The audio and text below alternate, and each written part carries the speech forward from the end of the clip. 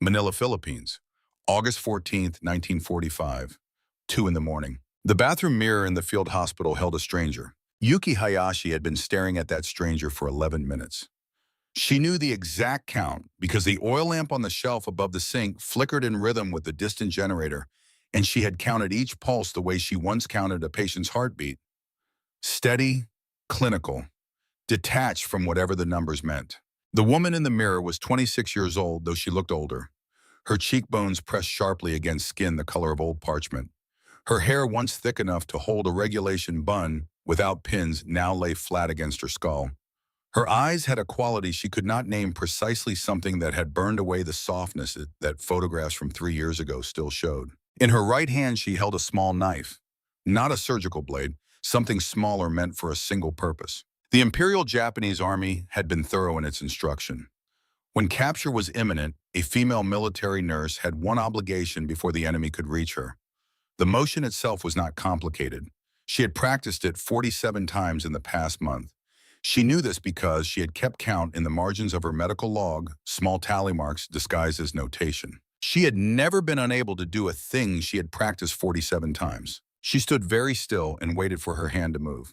It did not move. Outside, somewhere beyond the hospital walls, the Philippine night made its usual sounds. Insects, wind through the coconut palms, the distant rumble of what might have been thunder or might have been something else entirely.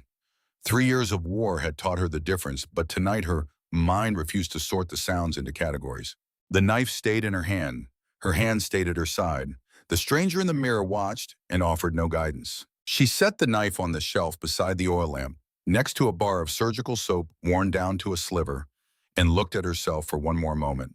Then she walked back to the ward and lay down on her cot and did not sleep until dawn. She had prepared for death. She had not prepared to keep living. And in the strange, suspended silence of that bathroom, something had shifted that she would not understand for a very long time. The next morning began like every morning for 3 years, with the discipline that had become the architecture of her survival. She rose at 5. She checked the supply cabinet. She confirmed the duty roster. She ate the small portion of rice that constituted breakfast and said nothing about the fact that it was smaller than yesterday's portion, which had been smaller than the one before. August 15th, 1945, noon. The radio in the corner of the main ward was an old model, its wooden casing cracked from humidity, its dial face yellowed. Someone had turned it on at 11:30 without explanation, and the nurses had gathered around it with the particular stillness of people who suspected what was coming, but could not yet afford to believe it. The voice that emerged from the static was formal to the point of abstraction. Emperor Hirohito spoke in the classical court language of a Japan that existed in history books and imperial ceremony, a register so elevated that Yuki had to slow her comprehension down and build each sentence carefully the way you translated from a foreign tongue. Beside her, Captain Helen Maury stood without moving. Helen was 38 years old, a woman who had survived 2 wars and 1 cholera outbreak, and had emerged from each with the same controlled expression she wore now. She was the kind of officer who gave orders the way other people breathed, automatically and without hesitation. In 3 years of service under her command, Yuki had never seen her hands shake. They were shaking now. The sound of metal striking tile rang through the room. Helen had dropped her instruments. The sound was small and sharp and final, like a period at the end of a sentence no one had wanted to reach. Japan had surrendered. For a long moment, no one in the room moved. 37 military nurses stood in the heat and the static and the collapsed silence of a world that had just ended. Grace Tanaka, 19 years old, 3 months in the Philippines, sank to her knees and pressed both hands against the hem of her uniform, as though she were trying to hold on to something that was coming apart in her fingers. Rose Kimura did not cry. She sat down on the nearest chair and placed her hands flat on her thighs and stared at the wall with an expression Yuki recognized from the operating table. It was the face of someone absorbing information too large to process in real time. Rose had 3 brothers, past tense though she had not yet learned to use it. Major Dorothy Watkins, 41 years old and the highest-ranking officer among them, stood by the window with her back straight and her chin level. But her hands pressed together behind her back were trembling with such fine, sustained vibration that Yuki could see it from across the room. In 3 years, she had watched Dorothy Watkins walk through artillery fire with an expression of administrative calm. This was the first time she had ever seen the woman's composure crack. In the corner of the room, apart from the cluster of nurses, Dr. Kenji Nakamura did not weep and did not freeze. He was 45 years old, a trauma surgeon who had been without a functioning operating room for 6 weeks due to supply shortages. He pulled open the top drawer of the medication cabinet and removed a piece of paper and a pencil, and he began writing a list. Yuki moved close enough to read over his shoulder. Penicillin, morphine tablets, surgical suture silk preferred, scalpel handles, antiseptic, bandage gauze. The list was organized by priority and by size smallest and most concealable first. He was cataloging what could be hidden when they were moved. Helen saw it. She crossed the room and pulled the paper from Nakamura's hand in one clean motion. The sound of tearing was quiet but absolute. "We bring nothing," Helen said. Her voice had found its steadiness again, though it had a new quality underneath, something compressed, as though she were holding too much weight with too few structural supports. "We are prisoners. We do not smuggle." Nakamura looked at her without hurry. He was a man who had learned that a surgeon's authority came not from rank, but from the simple fact that he was often the only person in a room who knew what to do next. "Captain Mori, without penicillin, Grace will be dead from infected leg ulcers within 3 weeks. She is 19 years old." Helen's jaw tightened. "She will receive treatment from whatever medical facility the Americans provide. If one exists, if they provide it." He picked up his pencil. "I am not making an argument about honor. I am making an arithmetic argument." The silence between them was not the silence of the radio anymore. It was something older and more complicated, the collision of two completely different understandings of what survival required. Yuki stood between them and said nothing. That night, working alone in the supply room by the light of a single candle, she slipped 3 penicillin tablets into the lining of her medical bag. She did not tell anyone. She did not record it in any log. It was the smallest possible act of disobedience, and she performed it with the mechanical efficiency she used for everything. Hands steady, face composed, feeling. Nothing she could identify clearly. She had spent 3 years becoming someone who could perform necessary actions without feeling them. She was good at it now. The 7 days between the surrender broadcast and the arrival of American forces were the strangest of Yuki's life, which by this point had contained a considerable amount of strangeness. There was no fighting, there were no orders. There was nothing to do but wait inside a building that had been a hospital and was now simply a collection of rooms occupied by people with no clear purpose. The structure of military life, which had organized every hour of Yuki's existence since 1942, dissolved without formal announcement. Reveille still happened at 5 in the morning because Captain Mori ordered it. Meals still happened on schedule because there was food left and someone had to distribute it. But the architecture underneath these routines was gone, and walking through the days felt like walking through rooms where the walls were still standing, but the foundation had been removed. Noriko Sato stopped eating on the 3rd day. She sat through meals and stared at her bowl and did not touch it, and when Yuki placed a hand on her shoulder and asked if she was all right, Noriko turned her head toward the window and said nothing. She had a husband at Iwo Jima, and a son who had been 10 years old in Hiroshima, and a brother who had gone to Okinawa in the spring. She had received no news from any of them. The absence of news had its own specific weight that Yuki recognized and could not fix. Grace asked Yuki the same question every night after lights out. The question never changed. Are they going to kill us? And Yuki gave the same answer every night because it was the only honest one she had. I don't know. On the 5th day, Yuki found something outside the hospital walls that she could not leave alone. She had heard the sounds from the 2nd floor window, the irregular high cry of a child, thin and persistent. She went down to look and found a Philippine woman sitting against the outer wall of the building, with a boy of about 8, his right arm wrapped in a bandage that had been cleaned 3 days ago and was not clean anymore. The woman looked up at Yuki with an expression that asked nothing and hoped for nothing and simply waited to see what would happen next. Yuki went to Captain Mori. "The civilian boy outside has an infected wound. I want to treat him." Helen's answer was immediate. "We have no authority to take any action that could be interpreted as violating surrender conditions. Go back inside. He is 8 years old. It is a wound, not a political act. Everything we do right now is a political act." Helen held her gaze. "Hayashi, inside." Yuki went back upstairs. She stood at the second floor window and looked down at the boy and his mother for 45 minutes. She watched the boy's face cycle through the dull rotation of a child in sustained pain, wincing, resting, wincing again. At 10 o'clock that night, she went to the bathroom at the end of the ward and opened the window. It was a drop of about 6 feet to the side alley. She had brought antiseptic fresh bandage gauze, fever medication, and a small piece of soap. She was outside for 2 hours. When she came back, she climbed through the bathroom window and replaced everything she had borrowed and lay down on her cot. She had made the smallest possible decision, unauthorized, unrecorded, invisible. But it was the first decision in 3 years that had come entirely from herself, not from orders, not from doctrine, not from what she had been taught to believe about who deserved care. She lay on her cot in the dark and tried to understand why that felt significant. She could not quite get to the end of the thought before she fell asleep. August 22nd, 1945. The Jeeps arrived at 7 in the morning, their engines carrying the particular confidence of vehicles that had never had to be quiet. Yuki watched from the second floor window. American soldiers climbed down from the vehicles with the easy movement of men who had stopped worrying about being shot. Their uniforms were cleaner than anything she had seen in 2 years. Their rifles were slung casually over shoulders, the way you carried tools when the work was finished. She had heard stories about what came after capture. The nurses had all heard the same stories broadcast by Tokyo radio in the final months of the war, described in detail by wounded soldiers who had passed through the hospital. She had no reason to doubt those stories. The men who told them had bled for the empire. They had no reason to lie. The knife was in her sleeve. Captain Helen Maury gathered the nurses in the main ward. Her voice had found its full steadiness, again the voice of command that Yuki had been following for 3 years. We will conduct ourselves with dignity.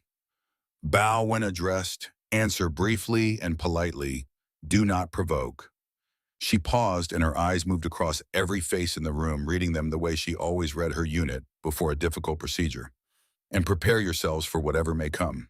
The phrase settled into the room like a stone into still water. The ward door opened. An American officer stepped through, tall, sandy-haired, sweating in the Philippine heat.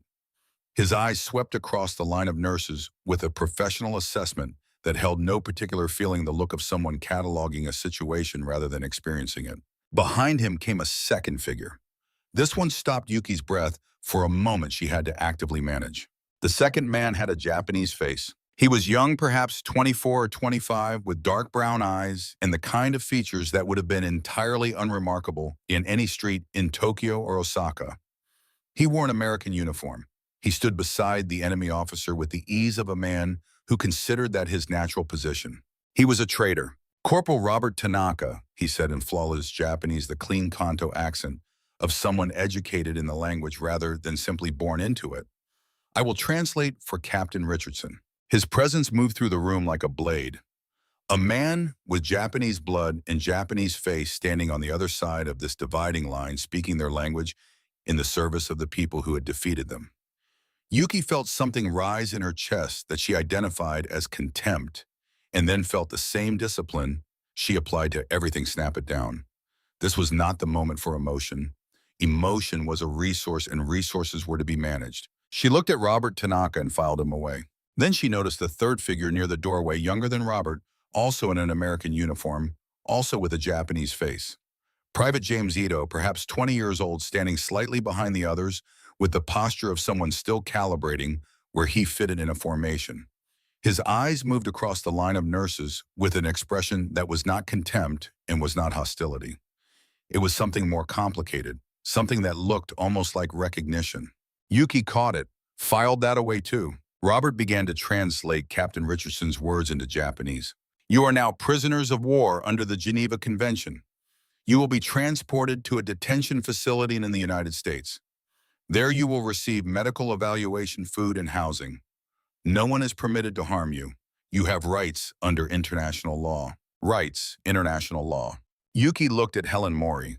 Helen's face gave nothing away, but her eyes moved briefly to Yuki's with an expression that communicated everything they both understood. In Japanese military culture, these words did not apply to the defeated. Surrender meant the permanent erasure of your name from the family register. It meant your family received a death notification even while you still breathed. The defeated had forfeited their right to be considered human beings. What rights could exist for them? She filed the question away with everything else and waited. Across the room, she noticed something that had not caught her attention immediately. Robert Tanaka, still speaking, had glanced once toward James Ito with a look that was brief and unambiguous, a warning, a restraint, the look of someone communicating without words to someone who was thinking about speaking without authorization. James received it and went still. Two men with the same face in the same uniform with some history between them that Yuki could not read from where she stood. She did not know why that mattered. She filed it anyway. They were loaded onto transport vehicles that afternoon. The ride to the port took 3 hours along roads that had been constructed by people who expected to use them for a long time. Everything on the American side of this transition had that quality permanent scale, the implication of institutions built to last rather than to sustain themselves until the next offensive. The USS Comfort waited at the dock. A transport vessel whose name struck Yuki as either deeply ironic or deeply sincere, and she could not yet determine which. The 37 nurses were separated from the male prisoners and assigned to a compartment below the main deck. The bunks had white sheets. Not off-white, not the gray that field linen became after sufficient washing without adequate soap, but white. Yuki stood at the edge of the compartment and looked at the rows of white sheets and tried to remember the last time she had slept on fabric that color. She could not locate the memory. Each prisoner received a set of civilian clothing. 3 meals a day arrived at regular intervals, more food than Japanese soldiers had received in the last months of the war. Fresh water was available without rationing. The toilets had paper. Grace came to Yuki's bunk on the second night of the voyage, her voice barely above breath. "They're feeding us well. There must be a purpose behind it." She was not wrong to ask the question, but Yuki had no answer that would have been honest, so she said nothing, and after a while Grace went back to her own bunk. On the third night, Yuki could not sleep. She rose carefully to avoid waking the women in adjacent bunks and made her way to a narrow passage that opened onto a small area of the outer deck, technically off limits, but unwatched at this hour. Robert Tanaka was already there. He was standing at the railing with his back to her, facing west. She knew it was west because she had been tracking direction since they left the Philippine coast, the navigational reflex of a woman who had spent 3 years in environments where knowing which direction you were moving could determine whether you survived the next 12 hours. He was facing west, facing Japan, not east toward the country whose uniform he wore and whose orders he translated. He did not hear her approach. She stood for a moment behind him, long enough to confirm what she saw, and then withdrew without making herself known. She returned to her bunk and lay in the dark. She did not understand why the image of him standing there stayed with her for the rest of the voyage. She only knew that it did. The train ride from San Francisco to Texas took 3 days through a country that Yuki had spent 3 years describing in her own mind with the vocabulary she had been given. Enemy territory, Western barbarians, decadent materialism. She had had no reason to doubt this vocabulary. The people who had given it to her were people she trusted. Now she sat in a train car with white curtains and looked out the window at America. The land was enormous. She had understood this abstractly from maps. The experience of crossing it by train was a different kind of understanding. Hour after hour, the train shifted through versions of itself, farmland giving way to scrubland, giving way to the flat, sun-scorched interior that the other nurses were calling desert.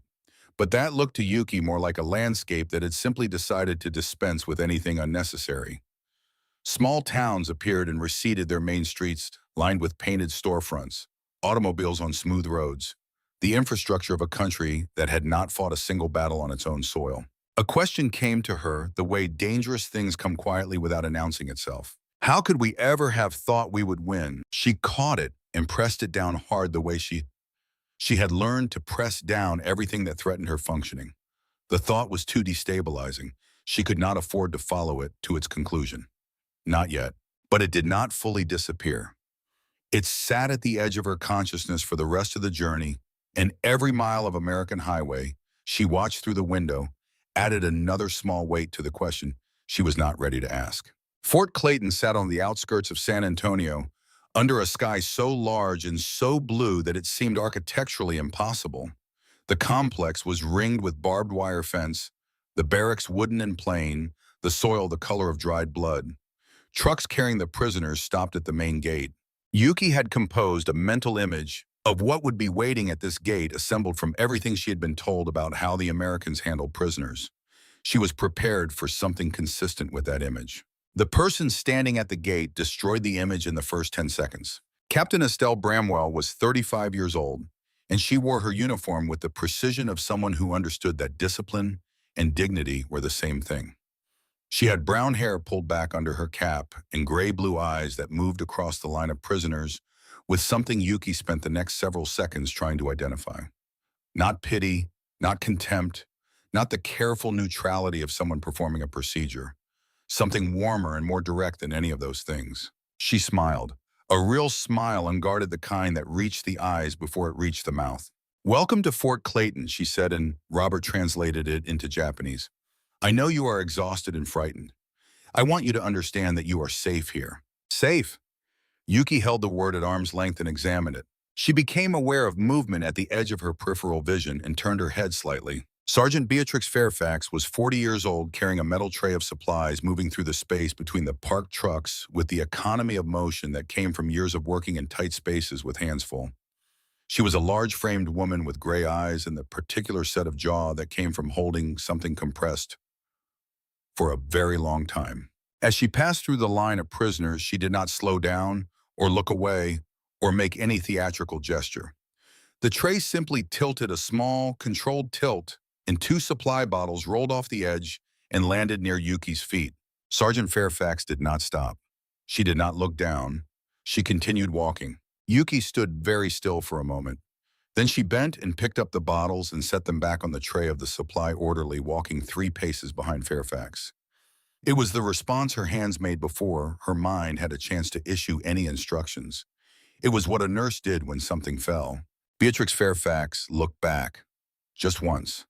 A single second of eye contact, a look that measured something without making any announcement about what it found. Then she walked on. Estelle, standing a few feet away, had seen all of it. The look she directed at Fairfax's retreating back contained several things simultaneously, none of which she expressed aloud. At the far end of the processing line, leaning against the gate post with his arms crossed and his jaw set, stood Sergeant Percival Stanhope. He was 32 years old, broad across the shoulders, with the square-jawed look that seemed to be a standard feature of men from this part of America.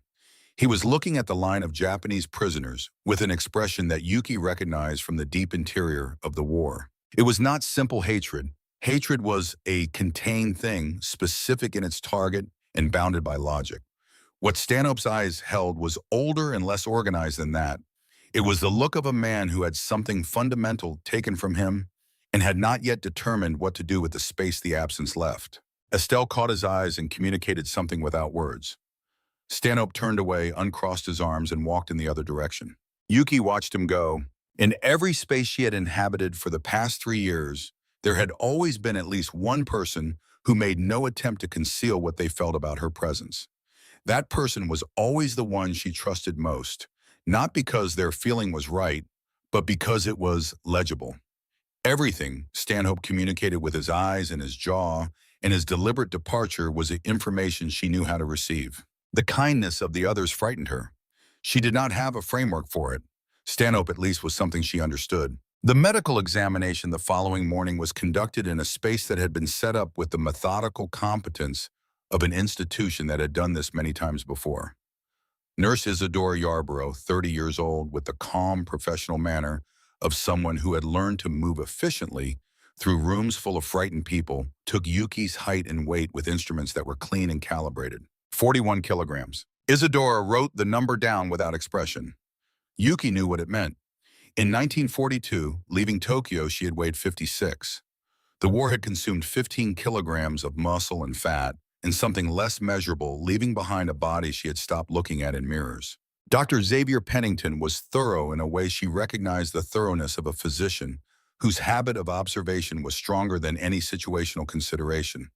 He noted the vitamin B1 deficiency, the tropical ulcers on her legs that had been treated and retreated for 8 months, the chronic malnutrition. He spoke to Isadora in English she could not yet fully parse, but Robert translated the conclusion. Treatment plan: vitamin supplementation, wound care for the ulcers, gradual refeeding protocol. Her digestive system cannot handle full rations immediately. We increase portions over several weeks. Yuki processed this. The Americans were making a treatment plan for her. They were concerned about the schedule at which food could be safely reintroduced to her body. They were treating her the way she would treat a patient. She received civilian clothing after the examination, a cotton dress in a pale blue, the color of early morning sky undergarments, canvas shoes. The fabric was soft in a way she had forgotten fabric could be soft. She dressed slowly, fingers working the buttons, with a deliberateness that had nothing to do with unfamiliarity and everything to do with not wanting to move through the moment too quickly. When she emerged from the examination room, Beatrix Fairfax was standing in the corridor. The woman looked at her from head to foot, not with the frank hostility of Stanhope's gaze, with something colder and more considered, the look of a person who has made a decision and is reviewing the evidence to confirm it. That dress, Fairfax said slowly in English, she was clearly choosing to keep at a comprehensible pace, was made with my husband's tax money. A pause. He died at Bataan, April 1942. She walked away. Yuki stood in the corridor for several seconds. The English had been slow enough for her to catch most of it. Bataan, April 1942. The words located themselves in her memory with a precision that felt like a physical sensation, a small, cold weight settling somewhere in her sternum. She knew Bataan. She had been in the Philippines in April 1942. She knew what had happened there, and she knew it from both ends of the event, though she had never examined those two ends at the same time. She stood in the corridor until the weight in her sternum became something she could carry, and then she went to find her assigned bunk in Barrack 7. That night, 37 women lay in the dark and could not sleep. The conversation moved through the room in whispers, comparing the day's impossible events, reaching for explanations. Helen sat on her bunk with the straight posture she had maintained in every condition Yuki had ever seen her in. I do not understand their purpose. This generosity has no strategic value. It makes no sense. Rose, who had studied Western religion at a missionary school in Osaka, perhaps this is their Christian belief in practice, loving your enemies. Grace, frightened and logical in the way only 19-year-olds can be, or they are making us comfortable before something worse. Yuki said nothing. She was standing at the window looking out. Under the Texas moonlight, a figure moved along the fence line with the measured pace of a man on patrol. Percival Stanhope. She could see the tension in his silhouette from here, the quality of movement that communicated controlled force rather than rest. He was acting the way she had been told all Americans acted. He was the confirmation of the story she had been given. And yet here were 37 other Americans doing something the story had left no room for. She thought about what Beatrix Fairfax had said in the corridor, about the dress and the tax money in Bataan in April 1942. She thought about the knife still in her sleeve, the one she had not used in the bathroom in Manila 12 days ago, the one she had not thought about since. She was alive, which she had not planned on. She was in Texas, which she had not planned on. She was wearing a cotton dress made with the tax money of a dead man standing at the window of a building that was not precisely a prison and was not precisely anything else. The question she had suppressed on the train came back again, quiet and persistent. She pressed it down, but she knew with the certainty that came from 3 years of learning to read signs in the behavior of both the living and the dying that she was not going to be able to press it down forever. Something had already begun here, in this strange space between the world she had been given and the world she was apparently going to have to survive. She could not yet name what it was.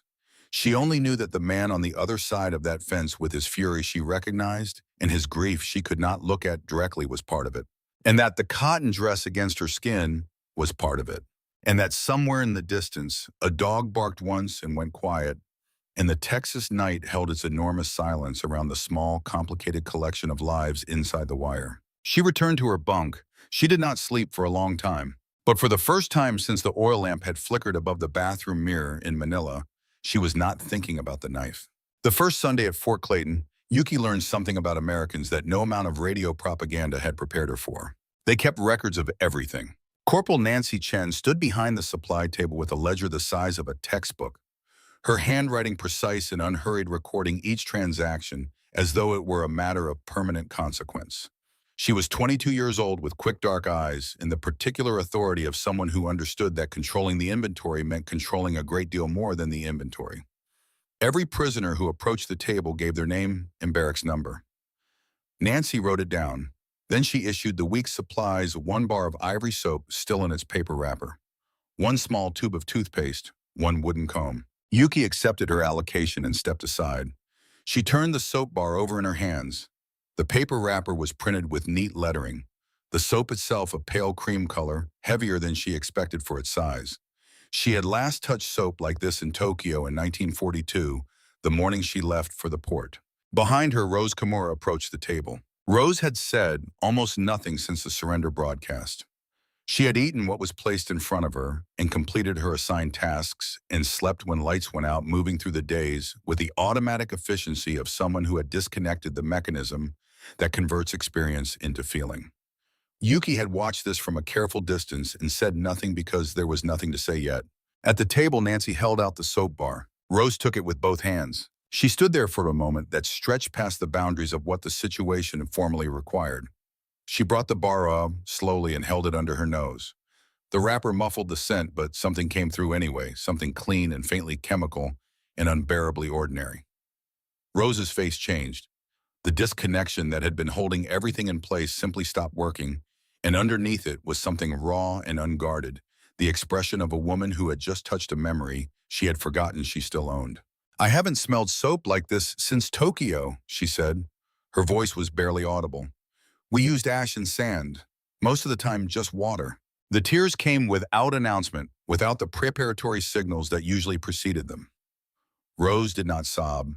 She simply stood at the supply table with a soap bar in both hands and wept in the clean, helpless way of someone who has finally found something solid to hold.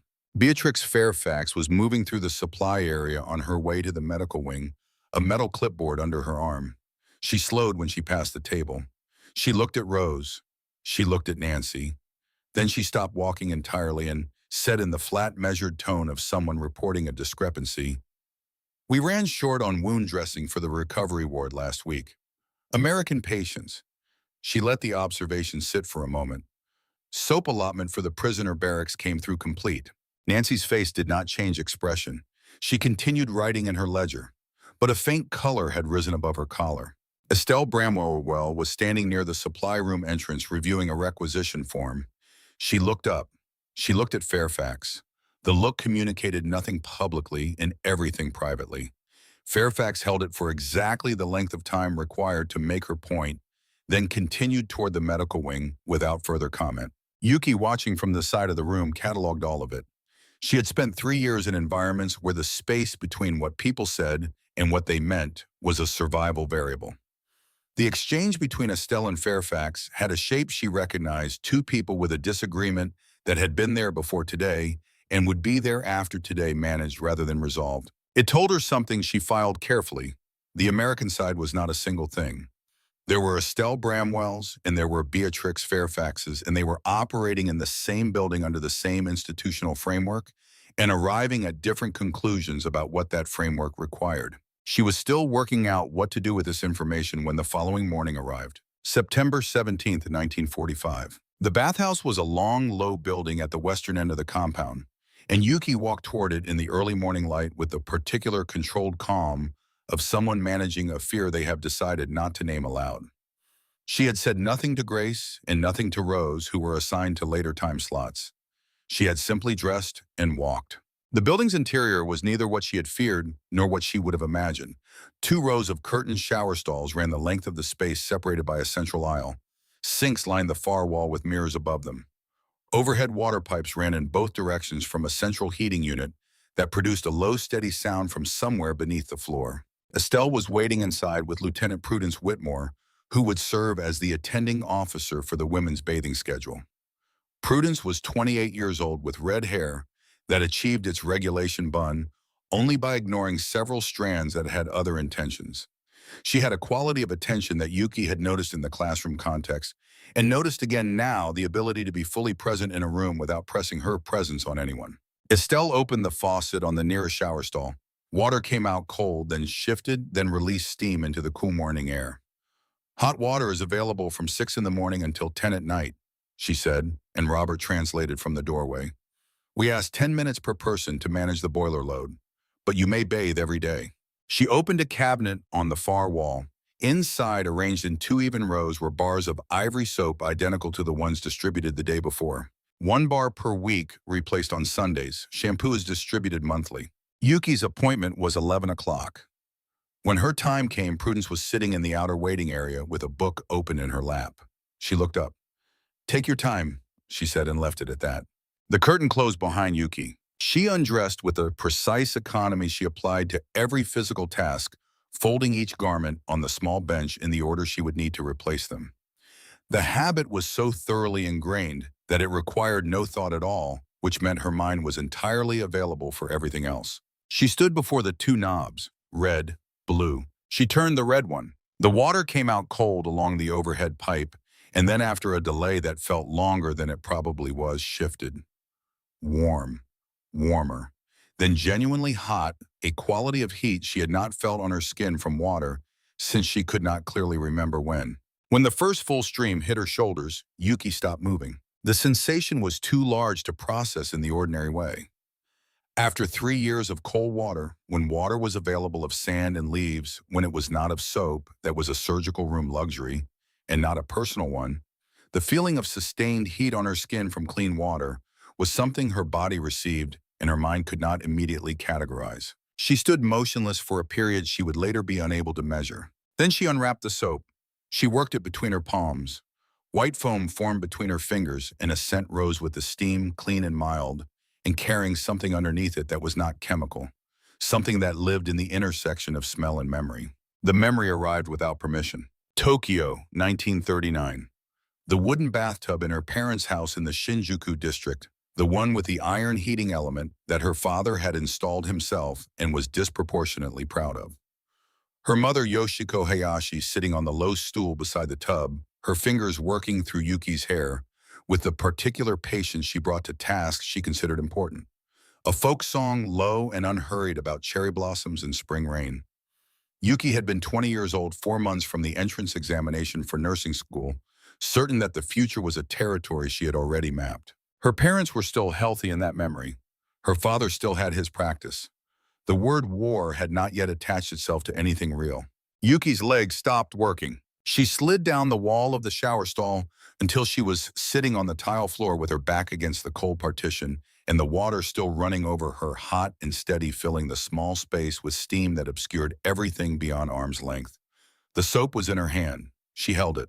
And for the first time in 3 years, she cried. Not the small, controlled suppressions she had learned in the field, the breathing techniques and the muscle discipline that kept feeling from reaching the surface during working hours.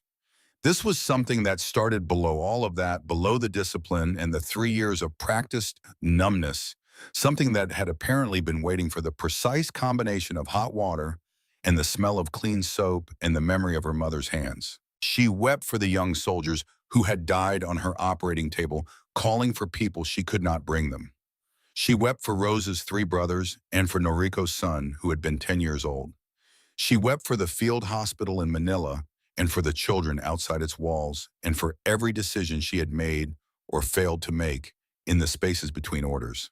She wept because the water was hot and the soap was real, and an enemy had given her both things, and she had no framework whatsoever for what that meant. The water eventually began to cool. She did not know how much time had passed. When she finally stood her legs unsteady and looked into the mirror on the far wall through the steam, the woman looking back at her was gaunt and pale and marked by everything the last 3 years had inscribed on her body. But she was clean. Something had shifted. She could not yet name what. That night, the barracks held its usual sleepless hours. The women who had bathed that day spoke about it in whispers that carried the quality of people describing religious experiences to each other, uncertain whether the words were adequate. Those still waiting for their appointments listened with an attention that had replaced ordinary conversation. Helen Morey sat on her bunk with her spine straight, as she always sat, and offered her analysis in the low voice she used when she wanted to be heard by the room without appearing to address it. I cannot identify the strategic value. In the military code, we were trained under the defeated have forfeited consideration. What is given here goes beyond what is required to maintain working capacity.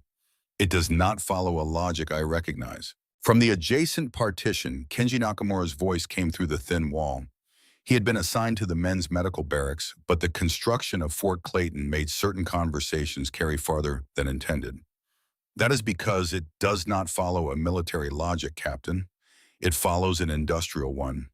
This country produces enough to give soap to its enemies without affecting its own population's standard of living. What you are interpreting as generosity is actually a data point about manufacturing capacity. A silence. Then Helen said something quietly without emphasis, as though she were thinking aloud rather than speaking to anyone. If that is true, then why didn't we know it? No one answered. Yuki lay on her bunk holding the remaining sliver of her first week's soap ration and said nothing because the question did not have an answer that was survivable to examine directly. Not yet. The English class met for the first time on October 5th in a corner of the recreation building that had been furnished with salvaged school desks and a blackboard still showing remnants of a previous lesson. Prudence Whitmore wrote her name on the board in large letters and then said it aloud slowly and asked the class to repeat. 15 prisoners sat at the desks with the rigid posture of people applying military discipline to a situation that did not require it. Yuki discovered within the first 20 minutes that English had a structure she could locate. The rhythms were not arbitrary. She had the particular aptitude for pattern recognition that made her a precise diagnostician, and language, it turned out, was a system of patterns that responded to the same approach. Prudence noticed. During the mid-morning break, she brought 2 cups of water and sat down in the chair across from Yuki's desk with the easy informality that Yuki had observed in American officers and still found faintly startling. Japanese military culture maintained physical and social distances that had specific meanings. Americans seemed to organize their distances differently. "You're learning quickly," Prudence said, and Robert translated. "A little English in school," Yuki said carefully in English, testing the words. "Many years ago." Prudence switched into the question she actually wanted to ask. "Why did you become a military nurse?" Yuki considered the question for a moment, then answered in Japanese for Robert to carry across. "My father was a surgeon in the Russo-Japanese War. He told stories about the honor of service, about the meaning of using medical knowledge for something larger than yourself. When the war with America began, I believed it was my obligation." She paused. "I believed what we were told about why we were fighting. And now I am confused." The word felt inadequate, but it was the accurate one. The Americans we were taught about, the description we were given, it does not match the people I am meeting here. You give us soap, hot water, medical care. You treat us as though we have dignity worth preserving. I do not understand the reason." Prudence was quiet for a moment in a way that felt like actual consideration, rather than the pause before a prepared answer. "My grandfather came to America from Ireland during the famine. He arrived with nothing. He could not speak the language. People discriminated against him for being Catholic, but other people helped him anyway. Not because he deserved it by any standard that existed at the time, because it was the right thing to do. That is supposed to be what this country stands for, that everyone deserves basic dignity regardless of who they are. But we were enemies. Yes, and that makes it harder for some of us." A brief darkness moved across her face. "We have had reports from the camps. What happened to Allied prisoners under Japanese custody? Those reports are part of why some people here find it difficult." She did not say Beatrix Fairfax's name. She did not need to. "But if we respond to cruelty with cruelty, then what exactly were we fighting for? We are not you. We are better than that, or at least we are trying to be." The statement had an edge in it that was not hostile, but was honest, and Yuki received it the way she received all honest things, by holding it at a slight distance and examining it before deciding what to do with it. The implied judgment stung, but she could not find a counter-argument that she actually believed. She was still turning this over when the class resumed. 12 days later, Yuki was alone in the supply warehouse counting bandage stock when the door opened. She knew it was Stanhope before she turned around from the specific quality of the footsteps, the weight behind them, the pace of someone moving through a space he did not feel required him to moderate his presence. She had learned to identify him in the past 3 weeks the way you learn to identify weather patterns by the signs that preceded the arrival. When she turned, his eyes were red-rimmed, not from grief at this particular moment, from something less acute and more sustained, the look of a man who had been not sleeping and not drinking enough and not finding anywhere to put something enormous for longer than his system could cleanly absorb. He stopped when he saw her. "Well," he said in English, the word carrying layers she could parse even without full comprehension. "One of the little devils, all cleaned up." Yuki stood still. She'd been learned in the field and confirmed here that the correct response to a large man in an enclosed space who was operating from pain rather than calculation was to remain exactly where you were and not offer his nervous system any new information to react to. Stanhope moved closer. She could smell the whiskey.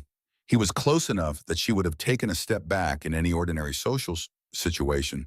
But this was not an ordinary social situation, and she was not going to take a step back. His hand closed on the collar of her dress. "Ask her," he said to the empty air, as though Robert were standing there to translate, as though the words needed a destination other than the walls.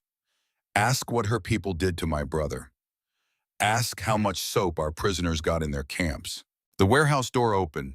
Estelle Bramwell stepped through, took in the room's geometry in less than 2 seconds, and said, "Sergeant Stanhope, release her and step outside, now." Stanhope's hand opened. He took a step back. The look he directed at Estelle was not defiance exactly, more the look of a man who had been interrupted in the middle of something he was not quite sure he should have been doing. "Outside," Estelle said again, and her voice was the voice of a person who was not going to say it a third time. Stanhope walked to the door and through it. Estelle followed him, and Yuki heard the conversation on the other side through the thin warehouse wall. Estelle's voice, low and controlled, Stanhope's answering with the rough quality of someone who was saying less than they felt. She could not make out the words. She did not need to. She stood in the warehouse and listened to the sound of her own breathing. "Ask how much soap our prisoners got in their camps." She knew the answer. She had always known the answer in the abstract way that a person knows facts that exist at a comfortable distance from direct examination. What Stanhope's voice did was remove the distance.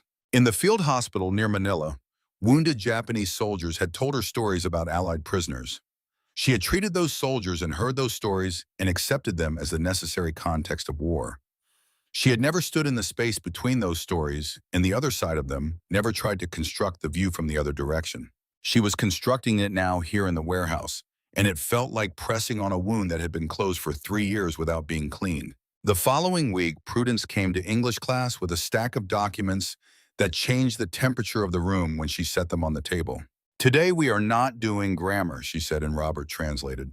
"Today we are going to talk about truth." She distributed copies of a report to each student. The letterhead was the International Committee of the Red Cross. The seals were visible and legitimate. "A neutral organization," Prudence said. They documented conditions in prisoner of war camps operated by both sides. Major Dorothy Watkins spoke before anyone else. She had been attending the English classes in silence, her rank making her presence something that altered the room's gravity without requiring her to say anything. "This is American propaganda," she said flatly, "produced to justify the atomic bombings and the civilian casualties of the air campaign. They need to paint the Japanese military as monsters to make their own actions look like justice." Prudence did not argue the point. She placed a second document on the table. Red Cross letterhead, different seal. "This one describes this facility, Fort Clayton, approximately 2,000 calories per day per prisoner, full medical access, hygiene supplies, housing meeting international standards." A third document. "This one describes prisoner of war camps in the Philippines operated by Japanese forces, approximately 500 calories per day, 1/4 of the Geneva Standard, Red Cross supply shipments intended for prisoners regularly diverted to Japanese military use." She turned to the blackboard and wrote 3 numbers. 30%, 3%, less than 1%. "Mortality rates," she said. 30% of Allied prisoners held by Japan died. Starvation, disease, violence, forced labor, 3% of prisoners held by Germany and Italy in Europe, and Japanese prisoners held by American forces. She pointed to the last number, less than 1%. Nakamura, seated in the back row where he had been attending the class without official authorization for 2 weeks, stood up. He had the deliberate, unhurried posture of a man who had been deciding whether to speak and had reached a conclusion. Those numbers may be accurate, he said, but the cause is not simply systematic cruelty. Japan did not have the industrial capacity to feed prisoners when its own soldiers were dying of starvation in the final year. The difference between those mortality rates is not primarily a difference in moral character. It is a difference in what the two economies were capable of producing. Prudence did not challenge this. "You are right," she said, which was not the answer anyone in the room had expected. The difference is not primarily about individual morality. It is about how a society organizes itself and what that organization makes possible. A society with enough can afford to give even to its enemies. A society without enough cannot. She paused. What I want you to think about is how each society arrived at enough or not enough and whether those choices were inevitable. The class sat with this, and in the silence something broke loose in Yuki that had been held in place for 3 years by the specific pressure of never looking at it directly. Manila, March 1942, 2 months after her arrival in the Philippines. The field hospital had been established near a detention area where Allied prisoners were being held, several hundred men compressed into space designed for a third that number. She had passed through the perimeter fence once a week to collect supplies from the central depot. She had seen them, ribs pressing against skin the color of old paper, eyes that had receded into their sockets, men lying in positions that made it unclear whether they were sleeping or past sleeping.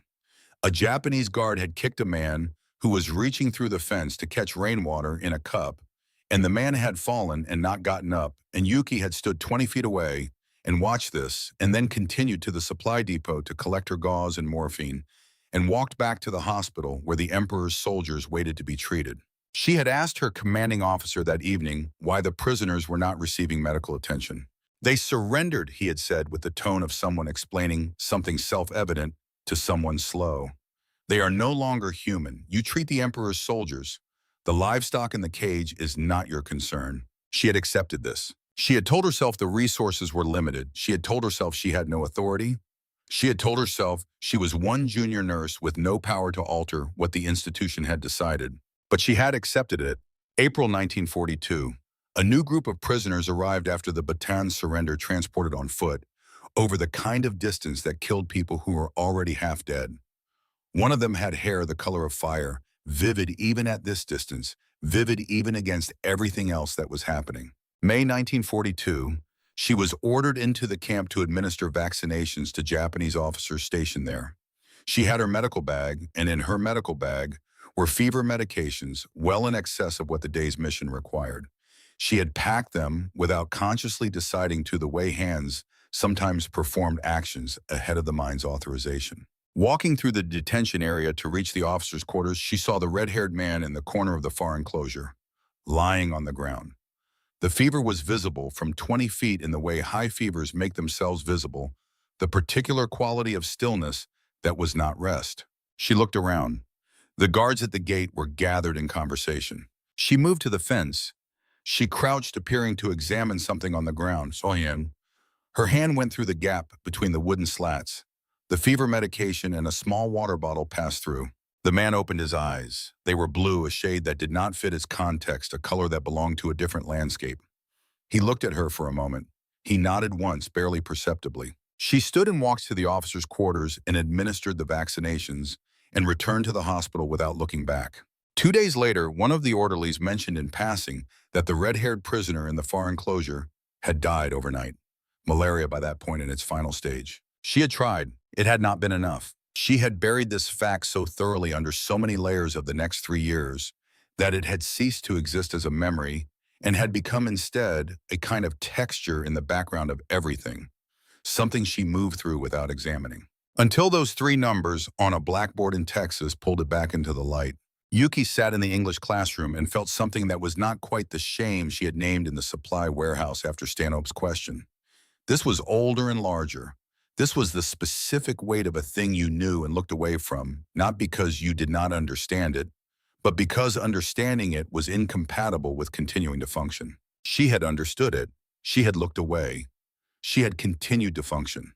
That was who she had been. The question was who she was now. Here in this classroom with the blackboard numbers and the Red Cross documents and the 37 women around her who were also sitting with their own versions of the same arithmetic. She did not have an answer yet. She only had the question, which was more than she had had at the beginning of the day. November 2nd, 1945, 3 in the morning. The scream tore through the barracks before Yuki was fully awake. She was on her feet before she had located herself in the room, the 3-year reflex of sleeping in places where sounds required immediate response, bringing her upright and oriented while the rest of her mind was still assembling. The oil lamp in the hallway threw pale light through the doorway. At the far end of the room near the window that looked out toward the fence line, a figure stood. Noriko Sato was holding a piece of glass. Not a large piece. Enough. The dim light caught its edge, and Yuki understood in the same instant she saw what the intention was. "Noriko," she said, and her voice came out steadier than she felt the clinical tone she had learned to apply when the situation required the appearance of steadiness, regardless of what was underneath. "Put it down. Stay back." Noriko's voice was not the voice of a woman who was deciding. It was the voice of a woman who had already decided and was now only managing the final approach. "I do not deserve to keep living. My brother went to Okinawa. My husband went to Iwo Jima. My son was 10 years old." She did not finish the sentence. She did not need to. The other nurses were awake now, standing in the configurations fear produces, frozen between the impulse to act and the paralysis of not knowing what action was safe. Grace had her hand pressed over her mouth.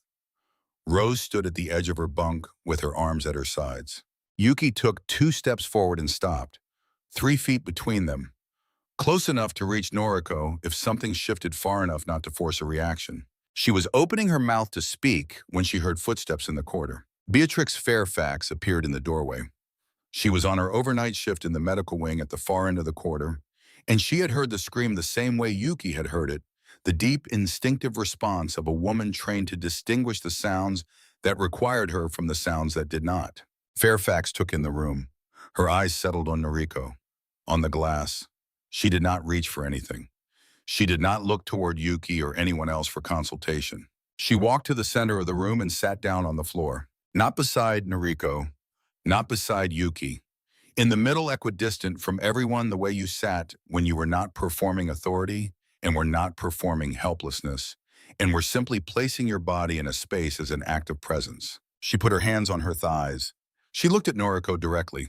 "I sat in my bathroom for 3 hours, she said in English, slowly, the pace of someone who understood that the words might not be understood and was saying them anyway. With my husband's razor, after Baton, 1942. No one in the room understood every word, but Yuki understood enough. Rose understood enough. The room understood enough. Beatrix Fairfax had opened something no one had asked her to open. In a room full of women she had spent 2 months communicating her contempt for, and she was sitting on the floor saying it in plain English without looking away. Noriko looked at her. The glass came down, not because of anything that was said next, simply because a woman who had reason to hate them had sat down on their floor and told them the true thing, and the true thing was more than contempt or kindness or the logic of enemies. It was 2 people on opposite sides of the largest event of the century finding out they had been to the same place in different bathrooms. Yuki moved forward and took the glass from Noriko's hand. She felt it in her palm and thought of the knife she had set on a shelf in Manila 3 months ago and had not picked up again. She did not look at Beatrix Fairfax directly. She knew if she did something in her face would show too much. The following morning it arrived cool and ordinary. November in Texas did not yet have the look of autumn. The sky was the same blue. The dust along the fence line moved in the same small eddies. But in the English classroom at 10 o'clock, Prudence Whitmore set a stack of envelopes on the table that changed everything in a different direction. "You can write letters home," she said, and Robert translated with the neutral efficiency he brought to everything. "Letters will be reviewed before they are sent, but you can tell your families you are alive." Around the room, faces shifted in ways that Yuki recognized and could not name precisely. Most of the nurses had been officially declared dead. Their names had been erased from family registers. Their families had received notifications. The letters on this table were not simply correspondence.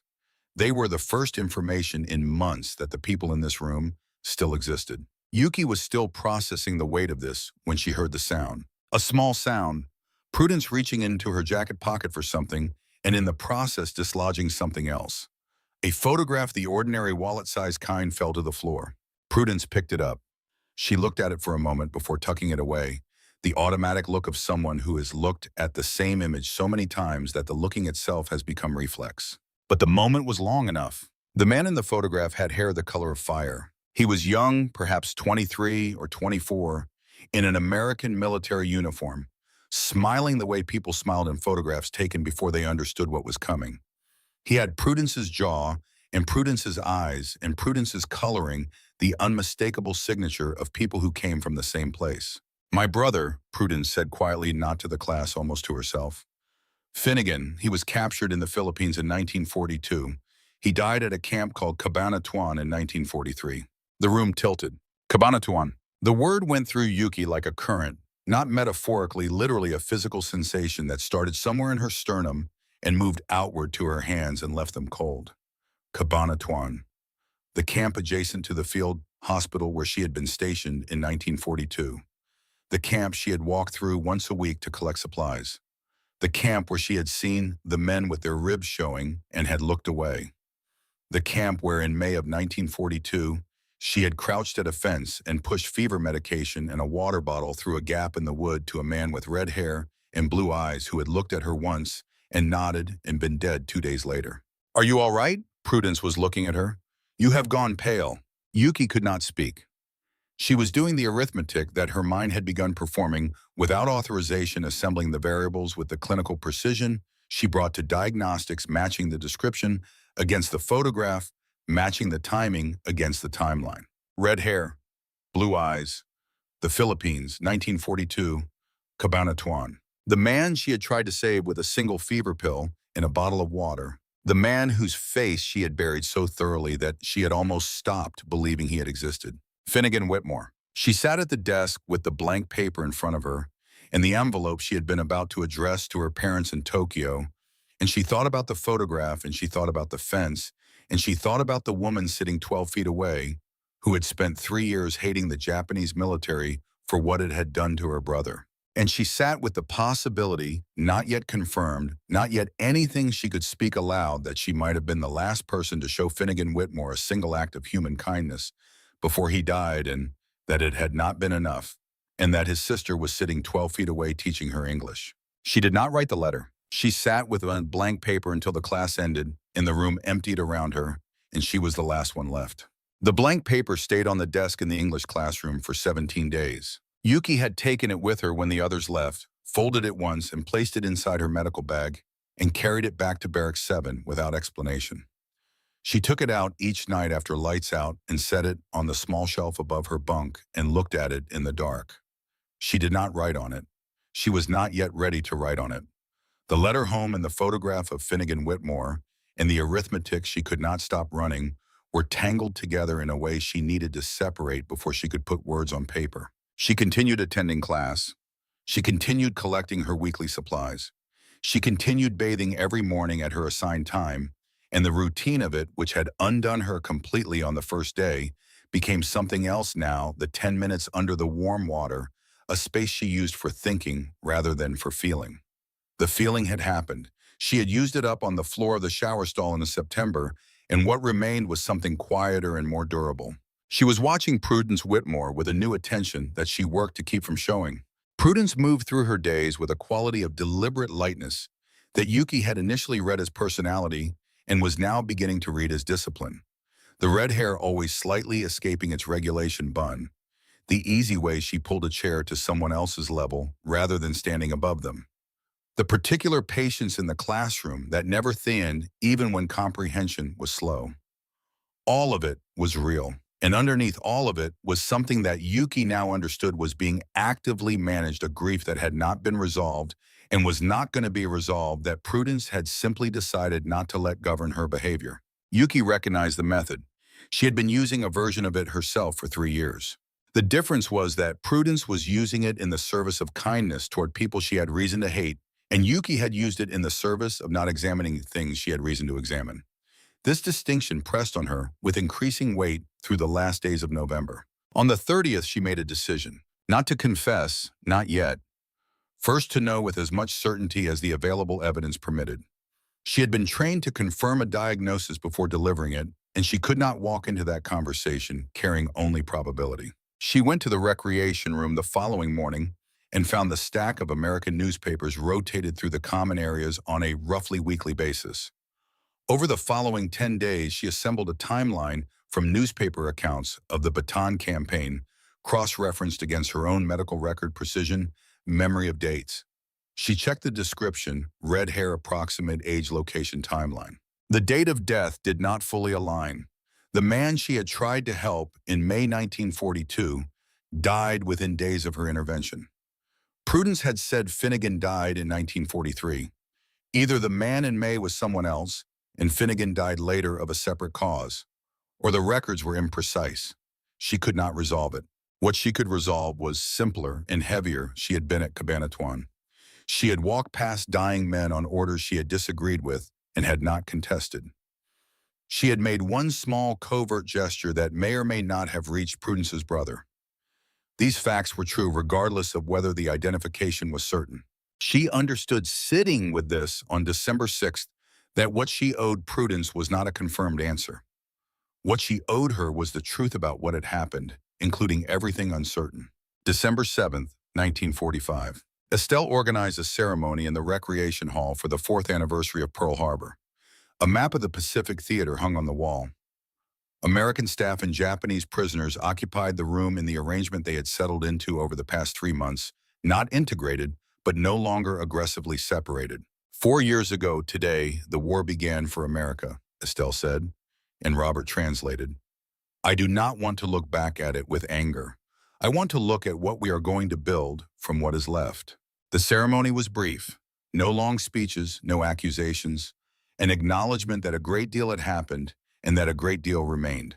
Yuki watched Robert and James Otto standing near the doorway during Estelle's remarks. After the gathering dissolved, she positioned herself near a column close enough to hear the two men as they moved to a corner. James spoke first with the compressed quality of someone who had been holding something in for a long time. My mother wrote from Utah. They sold our property. Someone bought the farm for almost nothing while we were behind the wire. A pause. And I am wearing this. I know, Robert said. 2 words that carried the weight of someone who shared the knowledge and had arrived at a different place with it. How are you still doing this? Robert was quiet for a moment. Because there are 2 Americas. The one that is actually here right now, taking farms and putting families behind wire.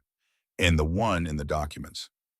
The Constitution, the Declaration, the idea that everyone is created equal. I am not serving the America that exists.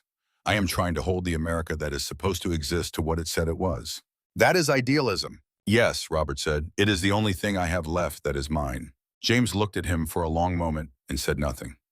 The conversation ended the way certain conversations ended, not with agreement or disagreement, but with one person deciding they needed more time. Yuki stepped back from the column. She thought about the version of Japan she had served and the version she had believed she was serving, and the distance between them which she had spent 3 months beginning to measure. She recognized Robert's question as the same question, wearing different clothes, and she was grateful she had heard it asked aloud. After the ceremony, she went looking for Prudence. She found her standing at the window at the end of the hallway near the English classroom, looking out at the Texas sky going down into evening. The light was low and gold and indifferent to everything happening under it. Prudence. Prudence turned. She read something in Yuki's face that shifted her own expression. Not alarm, but the look of someone who understood that what was coming next required them to be fully present.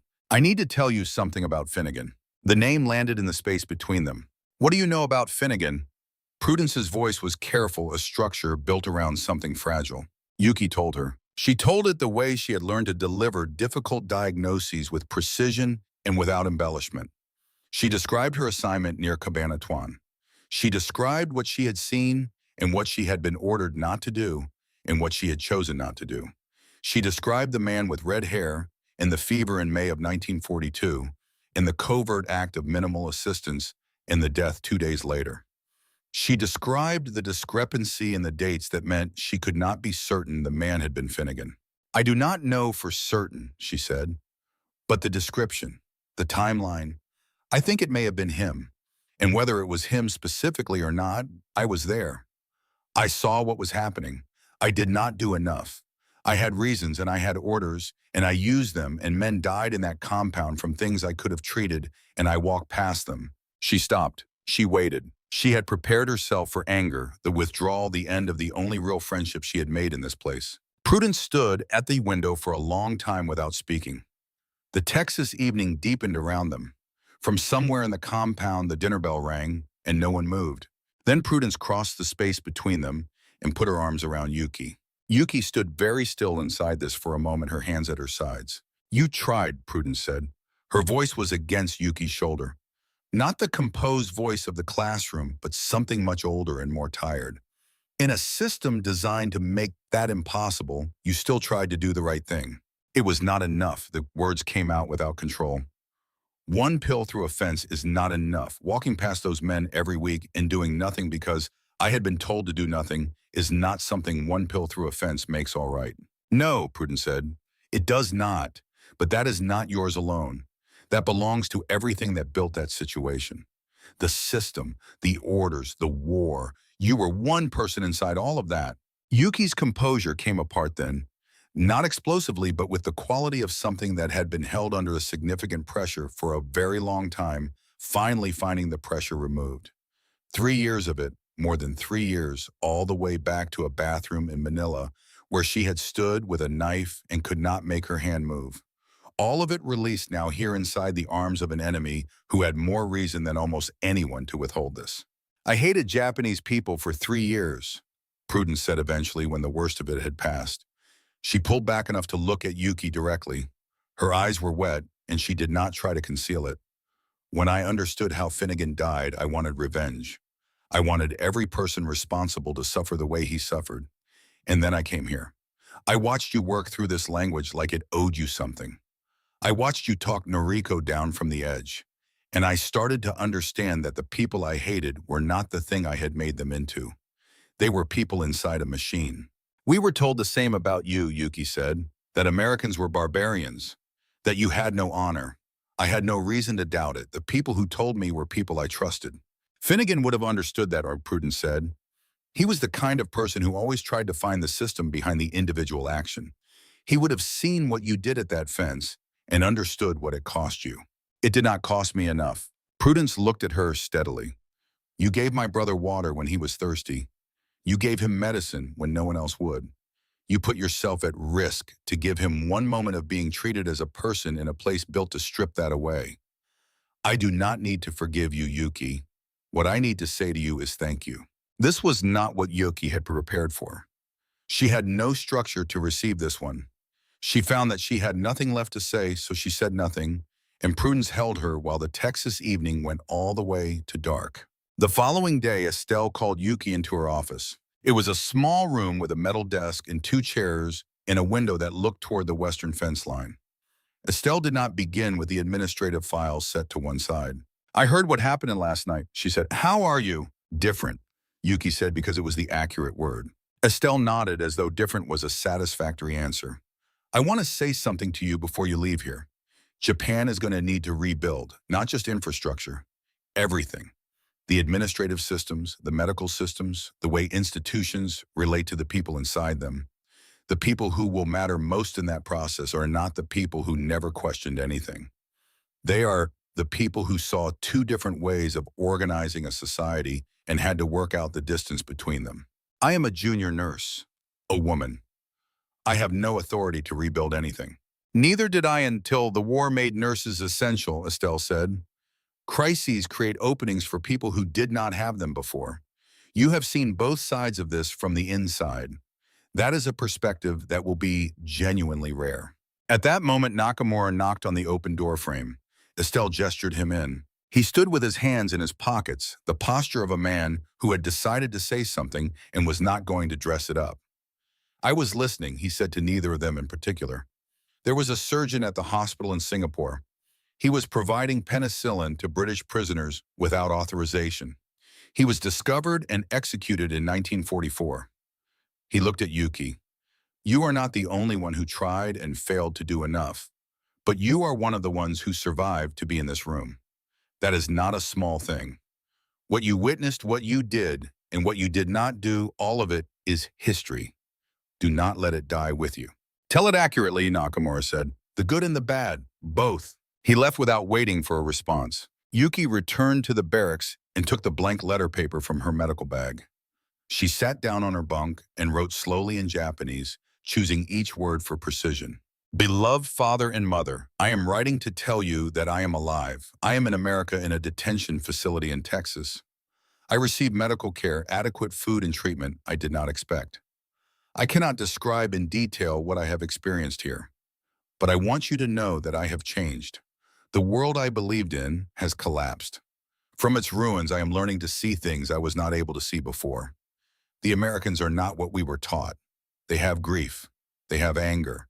Some of them have lost people they love to us.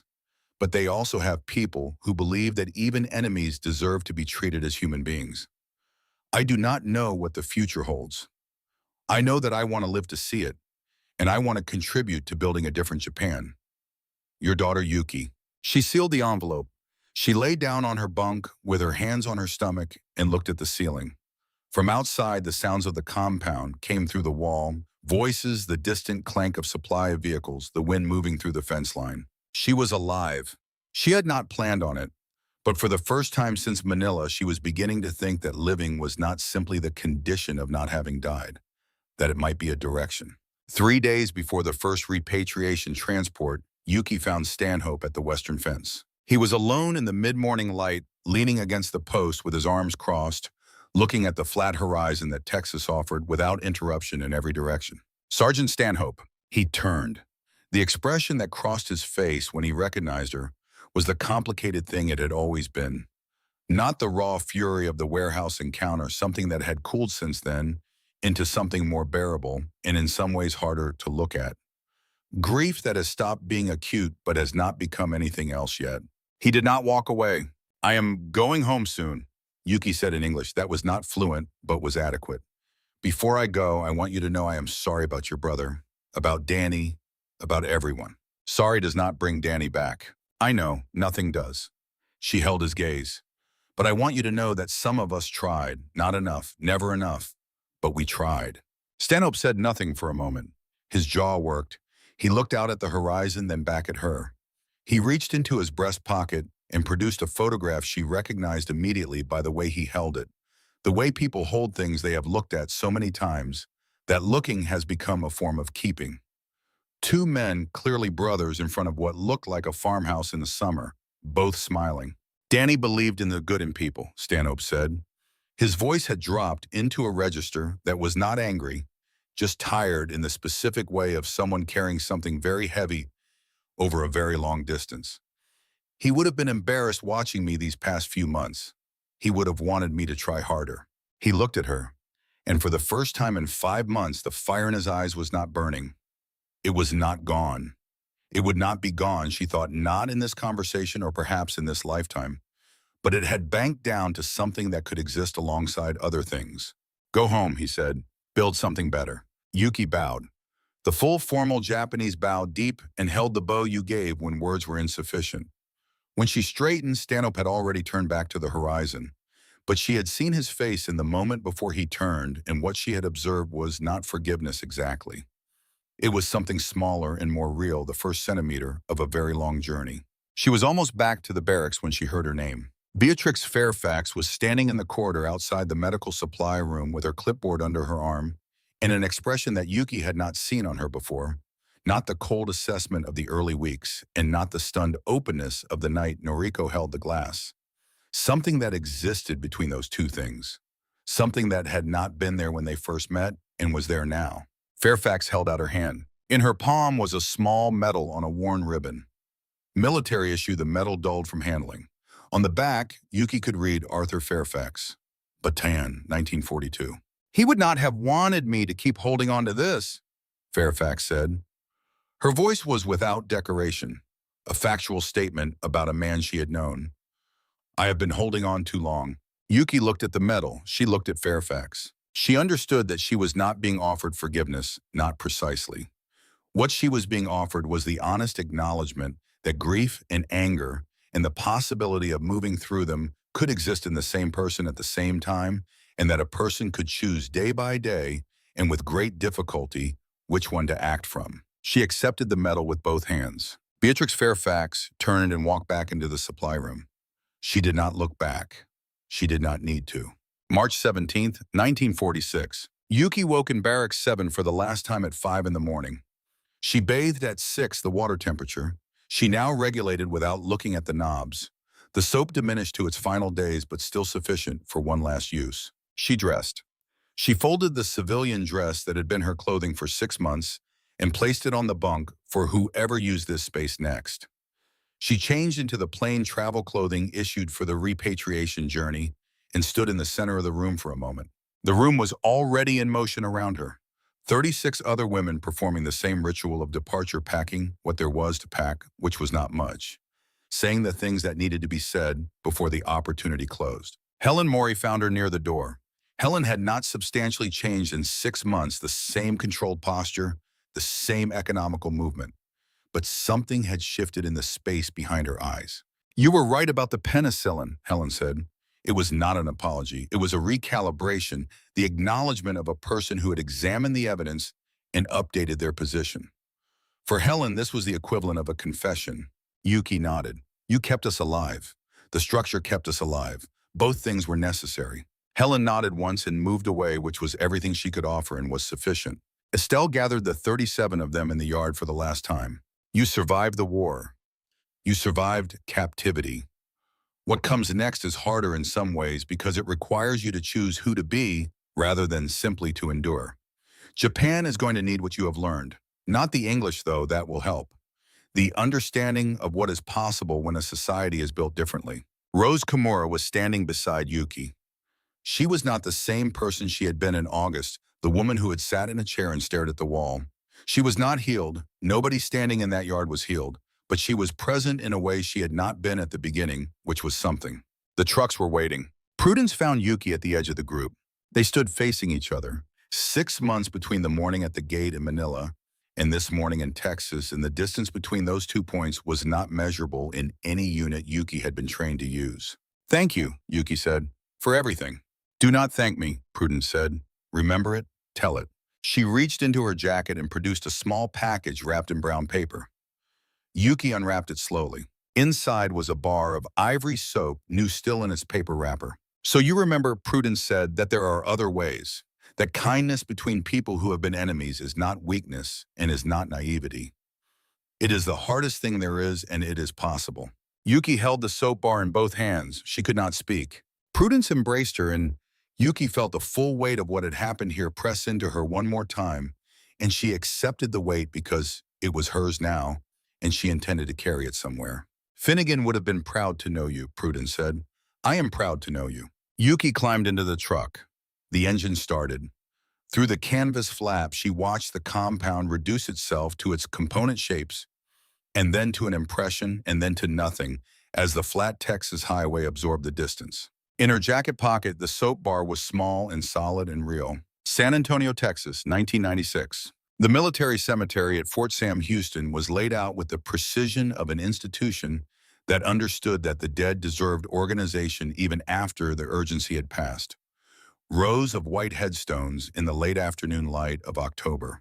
The smell of grass and the particular quality of Texas silence, which was never entirely silent but had a character distinct from other kinds of quiet.